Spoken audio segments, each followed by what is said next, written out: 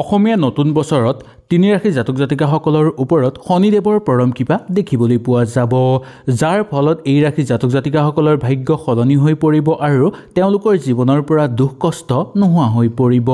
সকলো ফালৰ পৰা তেওঁলোকে সুখ শান্তি লাভ কৰিবলৈ সক্ষম হ'ব। আহক এই নতুন বছৰত বা এই অসমীয়া নতুন বছৰত কোন কোন ৰাশিৰ ওপৰত শনিৰ শুভ প্ৰভাৱ পৰিবলৈ গৈ আছে। ভিডিঅ'টো ভাল লাগিলে লাইক এটা কৰি আমাৰ মনোবল বঢ়াব আৰু আপোনালোকৰ বন্ধুবৰ্গৰ লগত শ্বেয়াৰ কৰি তেওঁলোককো উপকৃত কৰিব। ১ নম্বৰ ৰাশিটো হ'ল মেঘ ৰাশি। মেঘ ৰাশি জাতক জাতিকাসকলৰ ওপৰত এই নতুন বছৰত শনিৰ শুভ প্ৰভাৱ পৰিবলৈ গৈ আছে, যাৰ ফলত তেওঁলোকৰ ঘৰত সদায় সুখ শান্তি বিৰাজ হ'বলৈ ধৰিব। সকলো ফালৰ পৰা তেওঁলোকৰ ঘৰত সুখ শান্তি অটুট হৈ পৰা দেখিবলৈ পোৱা যাব। ঘৰত নতুন সম্পদ অহাৰ সম্ভাৱনাও দেখিবলৈ পোৱা যাব। নতুনকৈ কিবা যদি ঘৰত মাংগলিক অনুষ্ঠান অনুষ্ঠিত আপোনালোকে কৰিব বিচাৰে তেনেহ'লে সুন্দৰভাৱে অনুষ্ঠিত কৰিব পাৰিব। নিবনুৱাসকলৰ কাৰণে সুখৰ বতৰা লৈ আহিব। নতুনকৈ ক'ৰবালৈ ফুৰিবলৈ যোৱাৰ সম্ভাৱনা দেখিবলৈ পোৱা যায়। সন্তানৰ প্ৰতি অকণমান মনোযোগ আপোনালোকে দিব লাগিব। আপোনালোকৰ কৰ্মৰ অনুভৱ অতি সুন্দৰ হৈ পৰা দেখিবলৈ পোৱা যাব। কিছুমান অপ্ৰয়োজনীয় কামত যাতে আপোনালোকে লাগি নাথাকে তাৰ প্ৰতি লক্ষ্য ৰাখিব। আত্মীয়ৰ লগত সম্পৰ্ক সুন্দৰ হৈ পৰিব। মন মগজু ঠাণ্ডা হৈ পৰিব বা মন মগজুত কিছু উৎসাহ বৃদ্ধি পোৱাৰ যোগ দেখিবলৈ পোৱা যাব। যত্নপৰ হ'ব আপোনালোকে কৰ্মক্ষেত্ৰত। নতুনকৈ কিবা কৰ্ম আপোনালোকে যদি কৰিব বিচাৰে তেনেহ'লে সুন্দৰভাৱে আৰু সঠিকভাৱে কৰিব পাৰিব। সংগীৰ পৰা অলপ যত্ন লাভ কৰিবলৈ সক্ষম হোৱা দেখিবলৈ পোৱা যায়। অৰ্থ প্ৰচুৰ পৰিমাণে ঘৰলৈ আহিব বা অৰ্থ অহাৰ বাট আপোনালোকৰ মুকলি হৈ পৰিব। পদক্ষেপ নতুন নতুন কামত আপোনালোকে ল'ব পাৰিব। ভাল ব্যৱসায় বাণিজ্য কৰা লোকসকলৰ কাৰণে ব্যৱসায়ত অধিক উন্নত যোগ দেখিবলৈ পোৱা যাব। এই নতুন বছৰত শনিৰ শুভ প্ৰভাৱ পৰাৰ ফলত আপোনালোকৰ গোটেই বছৰটো সুন্দৰভাৱে পাৰ হোৱা দেখিবলৈ পোৱা যাব। সৰু সুৰা খুটখাট থাকিলেও সেইবোৰ আপোনালোকে নিজেই সমাধান কৰি ল'ব পাৰিব। ২ নম্বৰ ৰাশিটো হ'ল মিথুন ৰাশি। মিথুন ৰাশি জাতক জাতিকাসকলৰ ওপৰত এই অসমীয়া নতুন বছৰত শুভ প্ৰভাৱ পৰিবলৈ গৈ আছে। তেওঁলোকৰ জীৱনত কিবা এটা নতুন ঘটনা ঘটিবলৈ গৈ আছে বা শুভ ঘটনা ঘটিবলৈ গৈ আছে। খেল ধেমালিৰ অংশগ্ৰহণ কৰা লোকসকলৰ কাৰণে অনুকূল প্ৰভাৱ দেখিবলৈ পোৱা যাব। বহু বেছি পৰিমাণে আপোনালোকে সন্মান অৰ্জন কৰিবলৈ সক্ষম হ'ব। আৰ্থিকভাৱে আপোনালোক সবল হৈ পৰা দেখিবলৈ পোৱা যাব। গ্ৰহ নক্ষত্ৰৰ স্থিতি সলনি হোৱাৰ কাৰণে আৰ্থিক উপাৰ্জনৰ বাট আপোনালোকৰ মুকলি হৈ পৰিব। আপোনাৰ পৰিয়ালৰ সুখ সন্মান বৃদ্ধি পাবলৈ ধৰিব। সিহঁতক লৈ আপোনালোকৰ চিন্তা কিছু পৰিমাণে কমা দেখিবলৈ পোৱা যাব। অধিক সময় ঘৰৰ মানুহৰ লগত কটাবলৈ চেষ্টা কৰিব। কিবা কাৰণত যদি কোনো লোকে আপোনাৰ ওপৰত অভিযোগ উঠায় সেই অভিযোগ নিশ্চাস হৈ পৰিব। নতুন নতুন কৰ্মত সুযোগ লাভ কৰিব পাৰিব। বিশেষকৈ নিবনুৱাসকলৰ কাৰণে অতিশয় শুভ দেখিবলৈ পোৱা যায়। যিকোনো কাম যদি আপোনালোকে কৰিব পাৰে বা যিকোনো কথা যদি আপোনালোকে কয় নিশ্চয় মুখামুখিকৈ ক'বলৈ চেষ্টা কৰিব।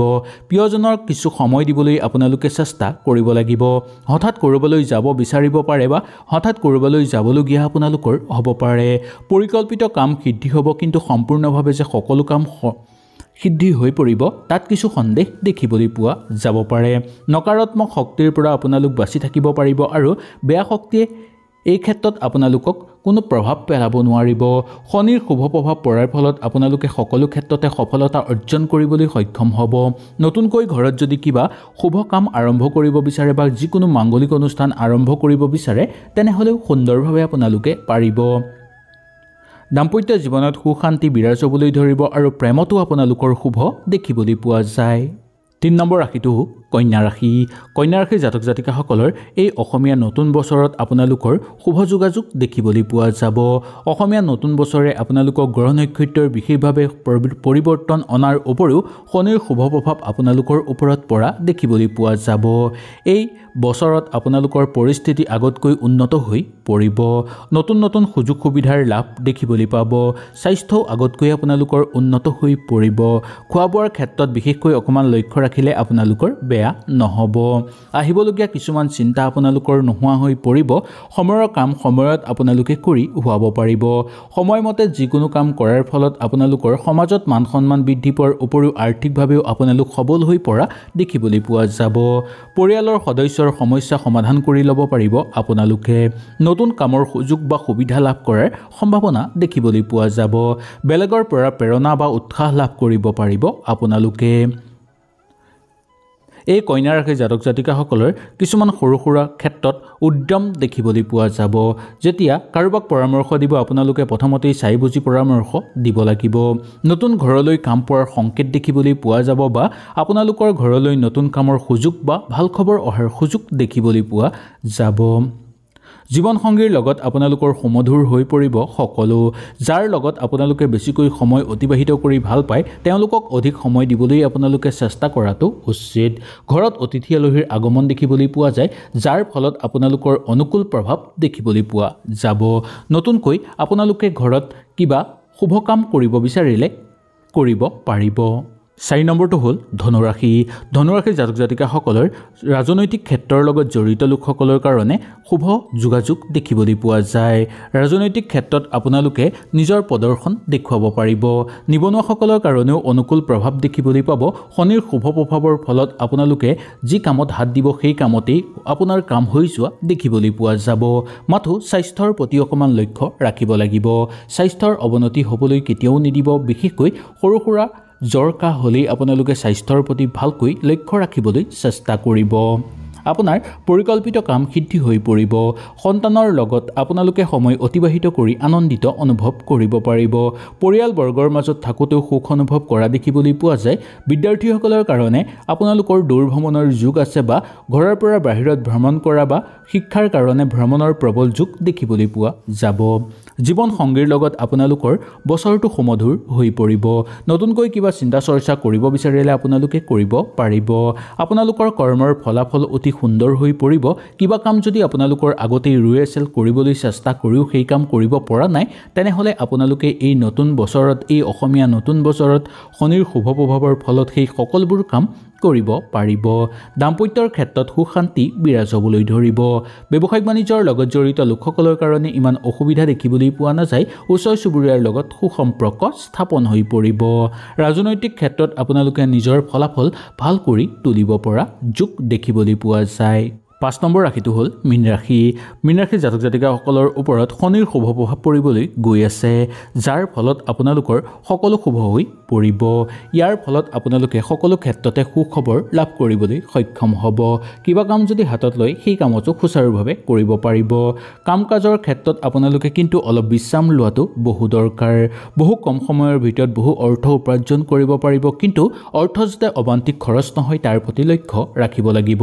বন্ধুবৰ্গৰ লগত কৰবালৈ ফুৰিবলৈ যাব বিচাৰিলে আপোনালোকে যাব পাৰিব। ধন অহাৰ বাট আপোনালোকৰ ঘৰত মুকলি হৈ পৰিব।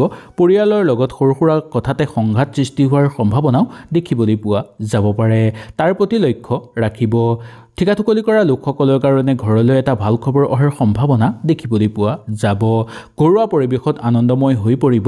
যাত্ৰা আপোনালোকে কৰিব বিচাৰিলে সুন্দৰভাৱে কৰিব পাৰিব আৰু যাত্ৰাৰ ফলত আপোনালোকৰ একো অসুবিধা নহ'ব। জীৱন সংগীৰ লগত ধুনীয়া মুহূৰ্ত কটাবলৈ সক্ষম হ'ব আপোনালোকে। একো অসুবিধা নহ'ব। ঘৰৰ যিকোনো সদস্য আপোনাৰ লগত প্ৰেমৰ সম্পৰ্ক স্থাপন হোৱাৰ সম্ভাৱনা দেখিবলৈ পোৱা যাব পাৰে, নাইবা ঘৰৰ মানুহৰ লগত আন্তৰিকতা আৰু প্ৰেম বৃদ্ধি পোৱাৰ সম্ভাৱনা দেখিবলৈ পোৱা যায়। যিকোনো ক্ষেত্ৰত উচ্চ পদবী লাভৰ সম্ভাৱনা আপোনালোকৰ দেখিবলৈ পোৱা যাব। কিবা কাম যদি আপোনালোকে কৰিবলৈ ধৰিছে সেই কাম সঠিকভাৱে কৰিব আৰু শেষ নোহোৱালৈকে কেতিয়াও সেই কামৰ পৰা আঁতৰি নাহিব।